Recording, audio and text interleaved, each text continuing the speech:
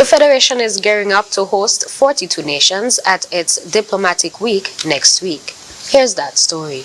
Ahead of Diplomatic Week at the end of the month, the Ministry of Foreign Affairs has announced plans for this year's edition, which will share the stage with Agriculture Open Day.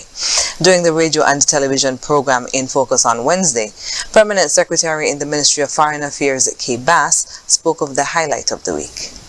We'll be having something called Diplomatic Boulevard. In the past, when ambassadors came to St. Kitts and Nevis for Diplomatic Week, they will meet generally, practically only with high-level officials, the Governor General, the Prime Minister, the Foreign Minister, and other ministers, and also the private sector. But this year, we introduced what we call the Diplomatic Boulevard, and this will facilitate greetings of the ambassadors with the public. The public will be able to interact with the general public. And we were initially planning to have it on Central Street. But when we heard of Open Day and where it's going to be located, we partnered with the Ministry of Agriculture, and we hope to move that Diplomatic Boulevard from Central Street to the Open Day. So they will be able to see what happens during Agriculture Open Day.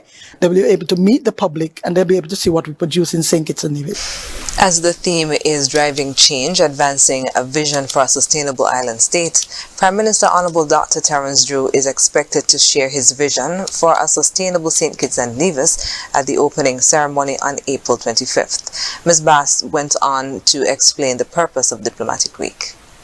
Diplomatic Week was started because the Ministry of Foreign Affairs is responsible for managing international relationships with countries all over the world. And so it was started because, you know, we can't attend every meeting and not everyone could reach us. So it was important for us to bring our ambassadors with countries with whom we have diplomatic relations to St. Kitts and Nevis so that they can meet our high-level officials, interact with the public, as well as see what the country is like. St. Kitts and Nevis's ambassadors that are stationed around the globe are expected to be in the Federation.